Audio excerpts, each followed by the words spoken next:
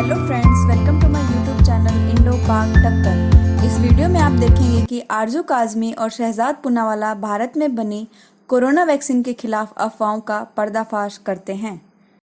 एक पाकिस्तान इंडोनेशिया में एक चीज जो चल रही है, एक आपको मालूम है कि इंडिया ने कोरोना वैक्सीन बनाई है, विच आई रियली अप्रिशिएट कि बहुत अच्छी बात है एंड आई विश के सक्सेसफुल हो इंडिया इस चीज में और सब लोग वहां पे जो है सेफ रहें और ये वैक्सीन जो है ये पॉजिटिव रिजल्ट दे और लोगों को इससे फायदा हो। लेकिन पाकिस्तान में इंडोनेशिया में इस वैक्सीन को लेकर बहुत सी बातें हुई। उसके साथ इंडिया में मैं एक दो के नाम बताती हूँ जो रिलीजियस सो कॉल्ड स्कॉलर्स हैं, या क्या इश्तियाक बोरा साहब हैं एक, और एक जमीयत उलमाए हिंद, उनके मोहम्मद बदीन या कुछ इस तरह का नाम है, उसके जो चीफ हैं,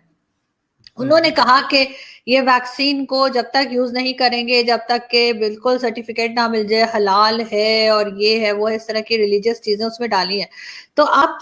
क्या समझते हैं कि इस तरह की बातें फैला के, इस तरह के रूमर्स फैलाकर जो है क्या इसको रोकने की कोशिश करेंगे कि, या फिर ये कि जो मुस्लिम वहां पे रहते हैं भारत में, वो इस तरह की नैरो माइंडेड नहीं है, इस तरह की सोच नहीं रखते और इस वैक्सीन को लेने के लिए वो कोई इस किस्म की बात नहीं करेंगे कि इसमें हलाल होना चाहिए, या इसकी पैकिंग में कुछ लोगों ने ऑब्जेक्ट किया है इंडिया में, तो उसको आप किस तरह देखते हैं?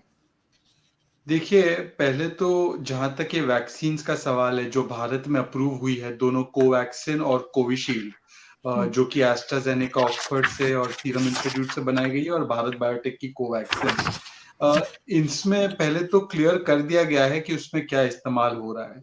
और जो लोगों के मन में कुछ थोड़ी सी एप्रीहेंशंस थी, उसको दूर करने के लिए यहाँ पर बहुत बड़े पैमाने पर हमारी सरकार ने, भारत सरकार ने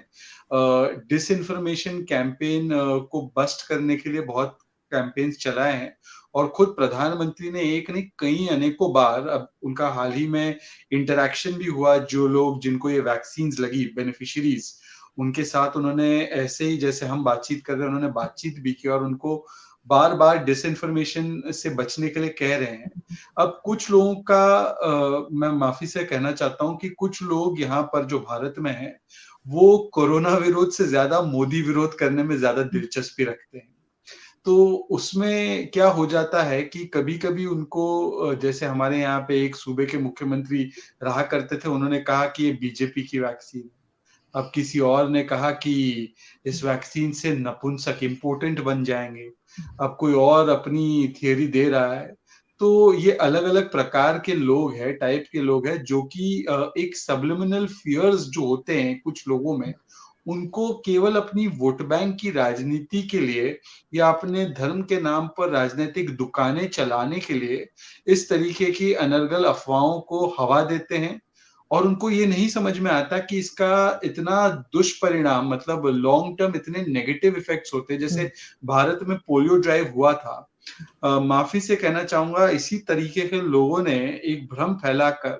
मुस्लिम समाज के कई लोगों को ऐसे भड़काया था कि कई लोग उस वैक्सीन को नहीं ले रहे थे अपने बच्चों के लिए, और उसका बहुत बड़ा खामियाजा भुगतना पड़ा मुसलमानों को। तो आज भी जो लोग इस तरीके का की कैंपेन चलाते हैं, उन्होंने कभी वैक्सीन कैसे बनती है, कौन सी वैक्सीन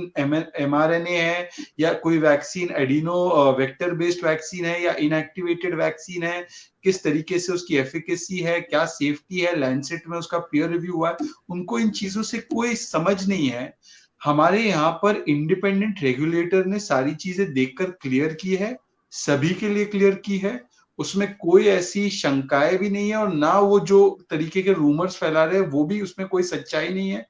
खुद वैक्सीन मैन्युफैक्चरर्स ने क्लैरिफाई किया है। तो उसके बावजूद भी अगर ये रूमर्स फैलाए जा रहे हैं, तो उसके पीछे सिर्फ और सिर्फ मैं समझता हूँ मिस्चिवियस एलिमेंट्स है। और उनको समझना होगा कि पब्लिक हेल्थ पर इस तरीके का मिस्चिव और पॉलिटिक्स नहीं करना चाहिए। और कम से कम धर्म के नाम पर, मैं मुसलमान हूं, मैं आपसे कहता हूं